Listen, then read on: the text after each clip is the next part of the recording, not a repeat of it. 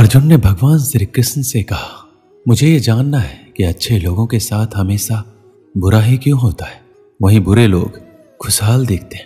अर्जुन के मुंह से ऐसी बातें सुनकर श्री कृष्ण मुस्कुराए और कहा, मनुष्य जैसा सोचता है और महसूस करता है वैसा कुछ नहीं होता है, बल्कि अज्ञानता की वजह से वो सच्चाई नहीं समझ पाता है। भगवान तुम्हारे कर्मों को नजरअंदाज कर रहे हैं, यह बिल्कुल भी सत्य नहीं है। भगवान हमें कब क्या किस रूप में दे रहा है मनुष्य को समझ में नहीं आता, मगर आप अच्छे कर्म करते रहे तो भगवान की कृपा हमेशा बनी रहती है। इसलिए अपने अच्छे कर्मों को बदलना नहीं चाहिए, क्योंकि इसका फल हमें इसी जीवन में मिलता है। इसलिए मनुष्य का फर्ज है कि वो हमेशा अच्छे कर्म करते रहे, क्योंकि श्री कृष्ण ने गीता में भी बताया है, किसी के द्वारा किया गया कर्म बेकार नहीं जाता, चाहे वो अच्छा हो या बुरा। आप कितने भी अच्छे कर्म कर लो, लेकिन समाज आपके बुरे कार्यों को ही सदैव याद रखता है। इसलिए लोग क्या कहेंगे ये सोचने से बेहतर है कि आप अपना कर्म करें। जन्म लेने वालों के लिए मृत्यु उसी प्रकार निश्चित है जितना कि मरने वालों के लिए जन्म लेना। इसलिए इस विषय पर शोक मनाना व्यर्थ है। गीता में कहा गया है, जो इंसान किसी की कमी को पूरा करता है वही सही अर्थों में महान होता है। तुम्हारे साथ जो हुआ वह अच्छा हुआ, जो हो रहा है वो भी अच्छा है, और जो होगा वो भी अच्छा होगा। गीता के अनुसार जिंदगी में हम कितने सही हैं और कितने गलत हैं ये केवल दो लोग ही जानते हैं, एक परमात्मा और एक दूसरी अंतरात्मा। जब तक शरीर है तब तक कमजोरियां तो रहेगी ही, इसलिए कमजोरियों की चिंता छोड़ो और जो सही कर्म है उस पर अपना ध्यान लगाओ।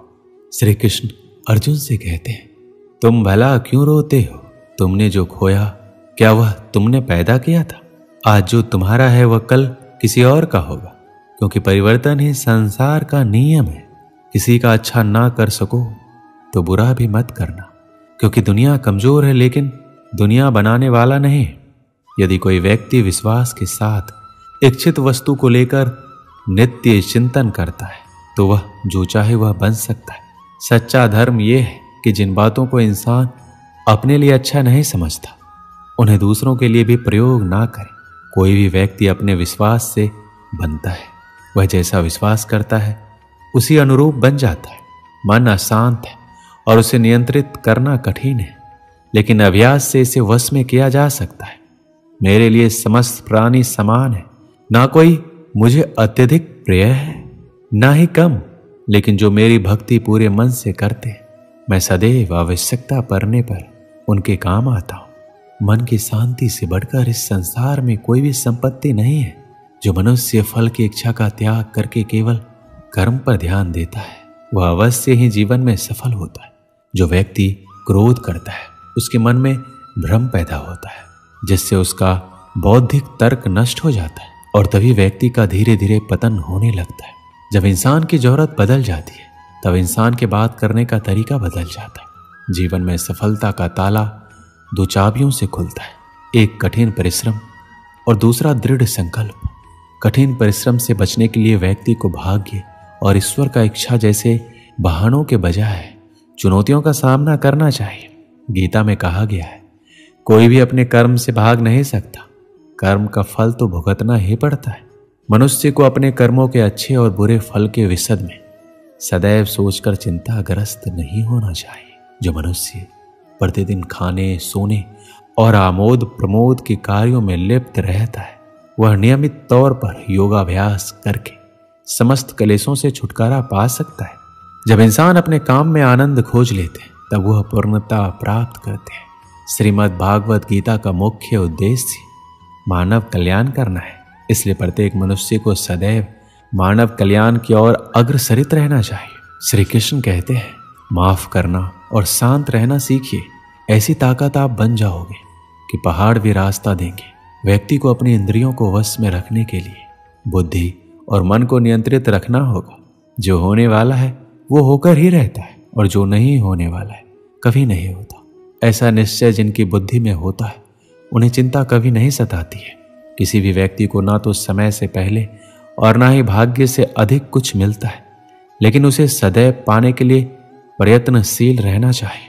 इंसान हमेशा अपने भाग्य को कोसता है, ये जानते हुए भी कि भाग्य से भी ऊंचा उसका कर्म है जिसके स्वयं के हाथों में है।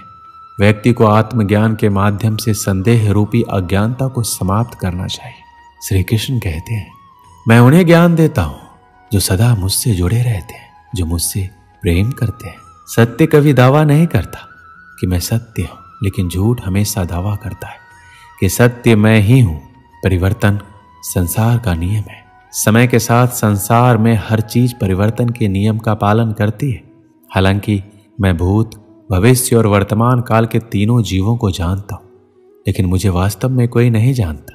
मनुष्य जिस रूप में ईश्वर को याद करता है, ईश्वर भी उसे उसी रूप में दर्शन देते हैं। सज्जन व्यक्तियों को सदैव अच्छा व्यवहार करना चाहिए, क्योंकि इन्हीं के पद चिन्हों पर समान व्यक्ति अपने रास्ते चुनता है। जो मनुष्य जिस देवता की विश्वास के साथ भक्ति करता है, मैं उस व्यक्ति को उसी देवता में दृढ़ता बढ़ा देता हूँ। सभी काम छोड़कर बस भगवान में पूर्ण रूप से समर्पित हो जाओ। मैं तुम्हें सभी पापों से मुक्त कर दूंगा। मैं सभी प्राणियों के हृदय में विद्वान हूँ। जो व्यक्ति मृत्यु के दौरान मेरा नाम लेता है, वह सदैव मेरे ही धाम को प्राप्त होता है। तुम बिना किसी कारण के चिंता करते और बेवजह घबराते हो। तुम तो आत्मा हो जिसे ना तो कोई मार सकता है और ना ही जला सकता है। यही जीवन की सच्चाई है जिसे प्रत्येक व्यक्ति को जानना चाहिए। ना तो ये शरीर तुम्हारा है, ना ही तुम इस शरीर के मालिक हो। ये शरीर 5 तत्वों से बना है, आग, जल, वायु, पृथ्वी और आकाश। एक दिन ये शरीर इन्हीं 5 तत्वों में विलीन हो जाएगा। श्री कृष्ण कहते हैं, जीवन में समय चाहे जैसा भी हो, अपनों का साथ बड़ा आवश्यक होता है। सुख हो तो बढ़ जाता है, दुख हो तो बढ़ जाता है। अपनों के साथ समय कब बीत जाता है पता भी नहीं चलता।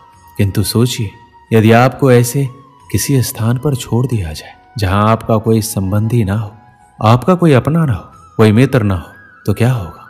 एक एक क्षण कितना लंबा लगने लगेगा।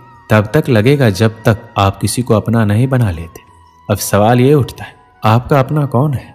वो संबंधी जिसके साथ आप रक्त से जुड़े हैं, या वो मित्र जिसके साथ आप बालपन से पले बड़े हैं, या वो सहकर्मी जिनके साथ आप काम करते हैं? नहीं, अपना वो है जो विपत्ति में काम आए। अपनों की परख समय की कसौटी पर की जाती है। स्मरण रखिएगा, अपनों के साथ समय का पता नहीं चलता, किंतु समय के साथ अपनों का पता अवश्य चलता है। एक गांव में एक पंडित रहता था। उसे अपने व्याकरण ज्ञान पर बड़ा अभिमान था। वह जिससे भी मिलता अपने व्याकरण ज्ञान का बखान करने लगता। एक दिन उसे नदी पार करने दूसरे गांव जाना था। वह नदी किनारे पहुंचा और एक नाव पर बैठ गया। नाविक नाव खेने लगा। अपनी आदत अनुसार पंडित अपने व्याकरण ज्ञान का बखान करने लगा। उसने नाविक से पूछा, क्यों, क्या तुमने व्याकरण पढ़ा है? नाविक अनपढ़ था, बोला, नहीं पंडित जी, मैं तो पढ़ा लिखा ही नहीं हूं। मेरा परिवार तो पीढ़ियों से नाव चला रहा है। पंडित उसे नीचा दिखाकर कहा, ओह, बड़े दुख की बात है, तुमने अपना पूरा जीवन व्यर्थ कर दिया।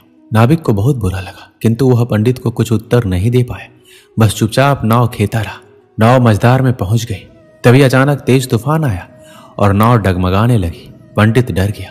तब नाविक ने उससे पूछा, पंडित जी, आपको तैरना आता है? घबराए पंडित ने उत्तर दिया, नहीं। तब तो पंडित जी, आपका जीवन व्यर्थ जाने वाला है, क्योंकि नाव भंवर में फंस गई है और बस डूबने वाली है।